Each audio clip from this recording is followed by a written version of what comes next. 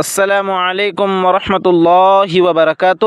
محترم عزیزوں اور دوستوں، حدیث شریف میں آتا ہے کہ حج کرنے والے اور عمرہ کرنے والے کی دعا قبول ہوتی ہے۔ اس لیے حاجی اور معتمر کو چاہیے کہ وہ اپنے حج اور عمرے کے سفر میں دعاؤں کا خوب اہتمام کرے۔ آج انشاءاللہ ہم آپ کو وہ مقامات اور وہ جگہیں بتائیں گے جہاں پر دعا کی قبولیت کی امید اور بھی زیادہ بڑھ جاتی ہے۔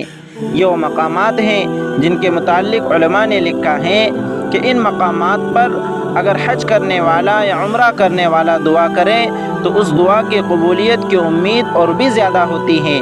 تو وہ مقامات کون کون سے ہیں اس کو یاد رکھیں اور ان مقامات پر دعاؤں کا خصوصیت کے ساتھ اہتمام کریں، اپنے لیے بھی دعا کریں اور ساری امت مسلمہ کو اپنی دعاؤں میں یاد رکھیں، اور بالخصوص ہم گنہگاروں کو بھی اپنی خاص دعاؤں میں یاد رکھیں۔ تو وہ مقامات یہ ہیں: نمبر 1، کعبۃ اللہ کو دیکھتے وقت جب کعبے کے اوپر پہلی نظر پڑے اس وقت جو دعا بھی کی جاتی ہے وہ دعا قبول ہوتی ہیں۔ اس لیے حج و عمرہ کرنے والے یاد رکھیں کہ جب وہ حرم شریف میں داخل ہو تو اپنی نگاہوں کو نیچے کر کے داخل ہو، اور جب وہ مطاف میں پہنچ جاویں تو سائڈ میں کھڑے رہ کر پھر اپنی نظر کو اٹھا کر کعبۃ اللہ کو جی بھر کے دیکھیں اور اس وقت خوب دعائیں مانگیں۔ اسی طرح مطاف میں بھی دعا کی قبولیت کی امید زیادہ ہوتی ہیں۔ مطاف کسے کہتے ہیں؟ طواف کرنے کی جو جگہ ہیں جہاں پر طواف کیا جاتا ہے، کعبۃ اللہ کو چکر لگائے جاتے ہیں، اسے مطاف کہا جاتا ہے۔ تو مطاف میں بھی دعا کی قبولیت کی امید زیادہ ہوتی ہے۔ اسی طرح ملتزم کے اوپر بھی دعا کی قبولیت کی امید زیادہ ہوتی ہے۔ ملتزم کسے کہتے ہیں؟ حجر اسود اور بیت اللہ شریف کے دروازے کا درمیانی حصہ۔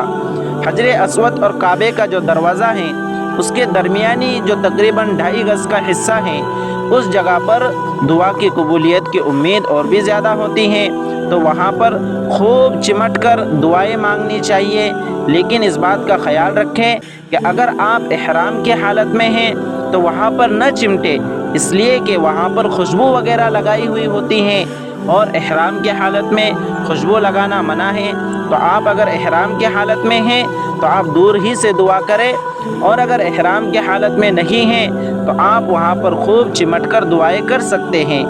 اسی طرح میزاب رحمت کے پاس، میزاب رحمت کے نیچے بھی دعا کی قبولیت کی امید زیادہ ہوتی ہیں۔ میزاب رحمت کسے کہتے ہیں؟ بیت اللہ شریف کا پرنالہ جو حتیم میں گرتا ہے، یعنی بیت اللہ شریف کے چھت کے اوپر آپ نے فوٹو تصویر میں دیکھا ہوگا کہ بیت اللہ شریف کے چھت پر اس کی چھت کا پانی گرنے کے لیے وہاں پر ایک پرنالہ لگایا گیا ہے جہاں سے پانی حتیم میں گرتا ہے۔ تو اس پرنالے کے نیچے جو دعائیں مانگی جاتی ہیں وہ دعائیں بھی قبول ہوتی ہیں۔ اسی طرح حتیم میں بھی دعا کی قبولیت کی امید زیادہ ہوتی ہے۔ آپ نے دیکھا ہوگا کہ کعبۃ اللہ کے پاس ایک سفید چکر بنا ہوا ہے، تو وہ حتیم کا حصہ اسے کہا جاتا ہے۔ دراصل یہ بھی کعبۃ اللہ ہی کا حصہ ہے۔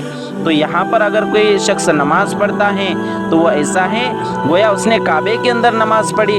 تو یہ جو حتیم کا حصہ ہے یہاں پر بھی دعا کی قبولیت کی امید زیادہ ہوتی ہے۔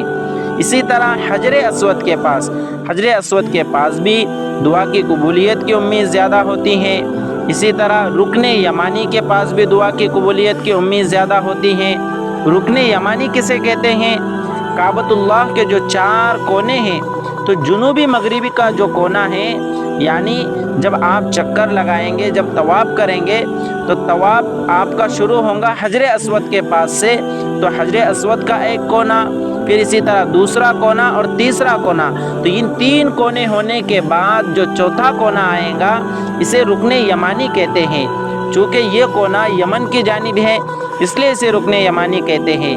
تو وہاں پر بھی دعا کی قبولیت کی امید زیادہ ہوتی ہیں۔ علماء نے لکھا ہے کہ رکن یمانی کے پاس سے لے کر حجر اسود کے پاس تک جب آپ طواف کر رہے ہیں تو اس وقت یہ دعا پڑھنی چاہیے: ربنا آتنا فی الدنیا حسنہ وفی الآخرۃ حسنۃ وقنا عذاب النار۔ تو یہ جو رکن یمانی کے پاس یہ دعا کی قبولیت کی امید زیادہ ہوتی ہے۔ اسی طرح बैतुल्लाह शरीफ का अंदरूनी हिस्सा, काबतुल्लाह का अंदरूनी हिस्सा जो है, अल्लाह रब्बुल इज़्ज़त ये मौका हमें नसीब फरमाए कि बैतुल्लाह शरीफ के अंदर जाकर बैतुल्लाह के अंदरूनी हिस्से में हम अल्लाह रब्बुल इज़्ज़त के सामने गिड़गिड़ा कर दुआ करें। हर एक को ये मौका नसीब नहीं होता। अलबत्ता हतीम का जो हिस्सा है, ये हिस्सा चूँकि बैतुल्लाह ही का हिस्सा है, अगर कोई हतीम के हिस्से में दुआ करता है, नमाज़ पढ़ता है, तो गोया ये ऐसा है गोया के बैतुल्लाह शरीफ के अंदर नमाज़ पढ़ी या बैतुल्लाह शरीफ में जाकर दुआ की।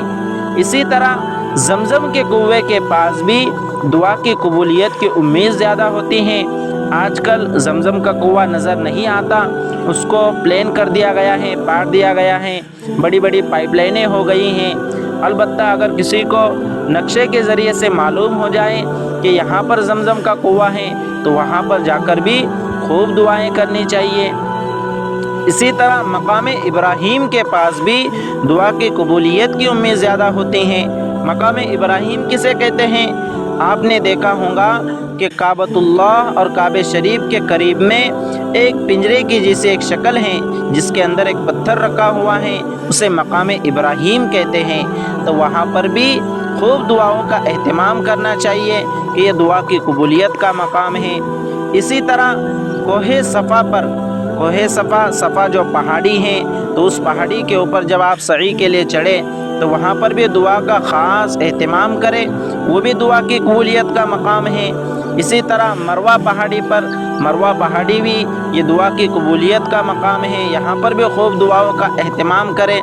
इसी तरह सई करने की जो जगह है, यानी सफ़ा मरवा के दरमियान आप जब सई करेंगे तो ये सई का मकाम भी दुआ की कबूलियत का मकाम है। तो सई के दौरान भी खूब दुआओं का एहतमाम करें। इसी तरह मैदान अरफात में जब आप पहुँचे तो मैदान अरफात में भी दुआओं का ख़ास एहतमाम किया जाए कि ये भी कबूलियत का मकाम है। इसी तरह मैदान मुज़दलिफ़ा में जब आप पहुँचेंगे तो मुज़दलिफ़ा में भी खूब दुआओं का एहतमाम करें कि बाज़ उलमा ने मुज़दलिफ़ा की रात को शब क़द्र की रात से भी अफजल बताया है। इसी तरह जब आप मिना में मुक़ीम होंगे तो मिना में भी दुआओं का ख़ास एहतमाम करें कि ये भी दुआ की कबूलियत का ख़ास मकाम है। इसी तरह जमरे ऊला, जमरे सानिया, यानी पहले और दरमियानी शैतान की रमी करने के बाद और कंकरियाँ मारने के बाद भी दुआ मसनून है, ये भी दुआ की कबूलियत का मकाम है।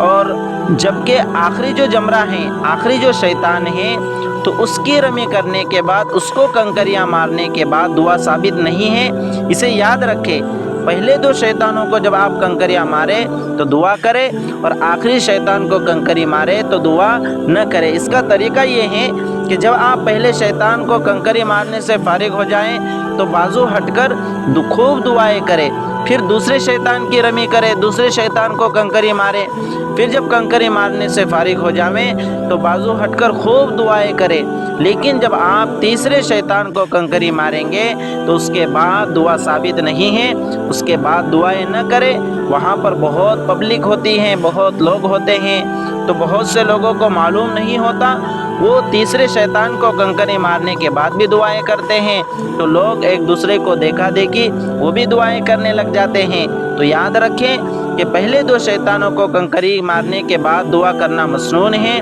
लेकिन आखिरी शैतान को कंकरी मारने के बाद दुआ करना ये साबित नहीं है। इसलिए इन मकामात को अच्छे से याद रखें और जब आप हज उम्रा करने के लिए जाएं तो इन मकामात पर अल्लाह रब्बुल इज़्ज़त से खूब गिड़गिड़ा कर दुआएं करें, सारी उम्मत मुस्लिमा के लिए दुआएं मांगें और हम गुनहगारों को भी अपनी दुआओं में खुसूसी तौर पर याद रखें। अल्लाह रब्बुल इज़्ज़त उम्मत मुस्लिमा के हर फ़र्द को अपने घर की ज़ियारत नसीब फरमाएँ।